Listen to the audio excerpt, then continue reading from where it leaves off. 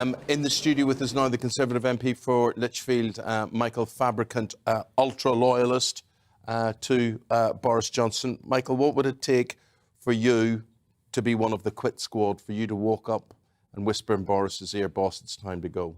Such a level that I don't think it would be achieved. I'm actually remaining loyal to Boris. I think he won us the general election, one of the biggest majorities ever. I think he's been bold and imaginative in delivering Brexit, dealing with the pandemic, and also the first country in the world, really, to provide assistance to Ukraine. All well and good. They all obviously hate him. They can't stand him. I know. Right. Some of them do. Some of them do. What's the point? Why does he give people like Gove a job? This is politics. Give us the inside track on all of this. Because obviously they can't stand each other. There's no point saying, was it a surprise for you that he called Michael Gove a snake? Well, that his people have? I think, it was all a pretty emotional day yesterday, and it's going to be a pretty emotional day today as well. Why did he choose Michael Gove? Because Michael Gove may or may not be a snake, but he's certainly a very able individual, and that's the key point. If I can just correct something, though, that's been talked about, which is this snap election. Yeah. At the liaison committee, which is the committee of all the select committee chairmen, it's the committee of committees, if you like, he was asked about this. Boris appeared, as you know, before the liaison committee yesterday, and Boris Johnson did say, of course, he would not be calling a snap election. So he corrected himself, if you liked. And, of course, Tom Harwood is absolutely right in saying constitutionally he probably couldn't do it anyway because normally the Queen would say, and it's not for me to say what the Queen might or might not say, but normally in these conditions, she would say, well, hang on for a moment. Does your party have a majority? Yes, it does, almost 80. And we'll say, well, it's up to the party to sort itself out, Can the party sort itself out? Could the party? It is obviously so very badly fractured between people who have a loyalty to Boris Johnson and people who have a loyalty to the party, as they say it. Well, the answer is yes, but there's also a no to it. And what do I mean by that? I mean that when Margaret Thatcher went, yes, the party had a mechanism and it found John Major. Now, I got in 1992 when it was John Major and he won that election and nobody thought he would, but he did. But you know what? The party was utterly divided. The hatred in the party between those who had supported Thatcher and those who'd helped get rid of Thatcher was tangible. Yeah. And I think that resulted in a parliament which was not effective and, of course, the huge landslide which brought Tony Blair in. So I'm very, very concerned about where this is all going to lead. But can we find a successor if Boris decides to go? Yes, of course, because there are mechanisms to do that. Well, we've just heard resignation number 53 now. James Cartledge, as Courts Minister, he says, I feel duty-bound to remain in post because of the very challenging situation in the Crown Court, but it's clearly impossible to continue. Michael, is it possible to continue? What do you think should happen today? Well, first of all, I would say that, although we're talking about a large number of people who've left, there's about 150 on the payroll. That means government ministers. So about a third have gone, which means that 2/3 are still there. So it's still possible for Boris to carry on. I think what's going to happen is nothing today. Could be completely wrong. The next resignation might be Boris Johnson. I don't know. But I don't think today is the issue. So at 8:41 last night on my phone, I got the message that the elections will be on the Monday, as has been reported, for various officers. Now, they've got to get... This is the 1922. This is a 1922 committee, and then they've got to decide how they change the rules. They don't want to keep changing the rules. So if you said, oh, well, there's not going to be a year in between... I hope that Boris Johnson sees the writing on the wall, reads the optics and says, look, I'll make it easy for everybody and make this painless. I mean, he's only damaging. I mean, look, whether he's right or whether he's wrong or whether he should be there, whether he shouldn't be there, the look is really bad. And surely if he loved the party, and this wasn't just about himself and this was for the good of the party, he would go. Well, you can say that. I'm not going to say that. What I am going to say is there's just 2 more weeks, next week and the week after. And then we go on holiday. Then we go on holiday and we don't come back till September. We're back for 3 weeks and then there's the party conference season. So I tell you what, we've got to sort it out sooner rather than later, and Boris has got to sort it out sooner rather than later.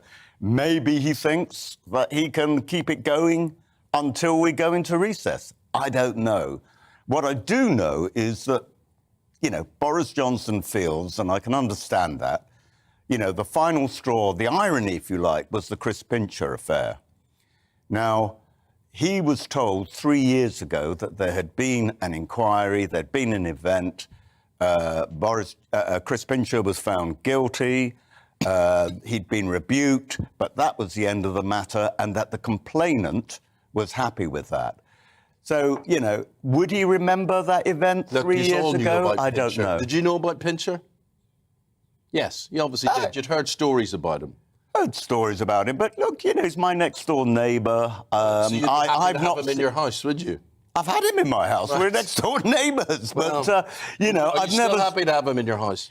Look, I've never seen him drunk, so I don't know what goes on. I've not been a witness to any of this. I wish I had been there actually at the Carlton Club that evening, because I would have said to Chris, "You're absolutely sloshed.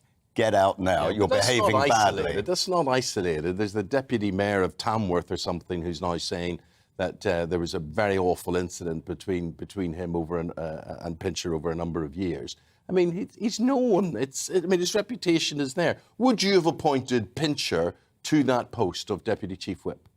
Well, he was a very, very good whip and very, very perceptive. If I'd have known all these incidents, and the Tamworth one is news to me. Channel 4 News last night. Does anybody watch Channel 4 News? I do. I watch GB News. Mm-hmm. Anyway, I didn't know that. But look, did Boris Johnson know that? You know, it's just come out if it's on Channel 4 News last night. Look, it's a difficult situation. It's a sensitive situation. You know, these things should not happen. Right, here's my point. When you lot all socialise, you all come on here and you do your defence and all that sort of thing and whatever. When you meet and you're in these tea rooms and these bars and you're in the lobby and whatever, what's the crack? What's the talk? What are you saying? You've got you've got people like, you know, Grant Shapps, who's tied at the hip to Boris, and he's gone in yesterday and said, "Hey, big man, you should go."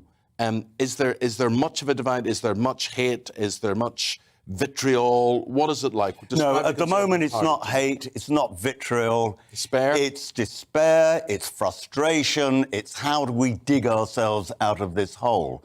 Because the nightmare is the nightmare that actually Liz Kershaw talked about, is that you have a general election.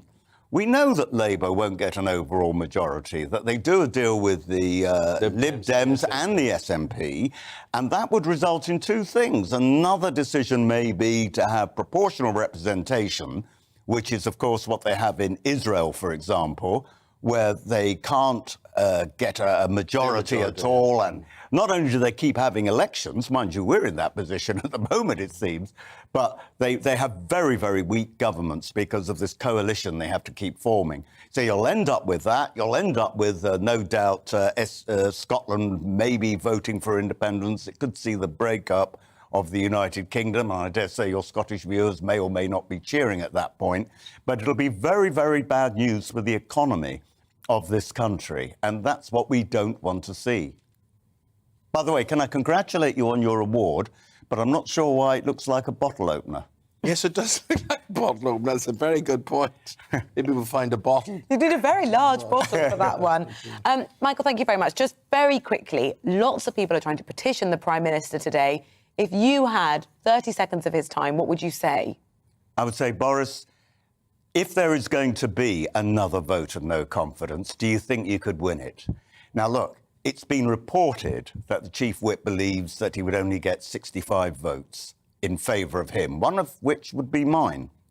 But 65 votes would mean a massive loss. He couldn't carry on. How long does your loyalty last for?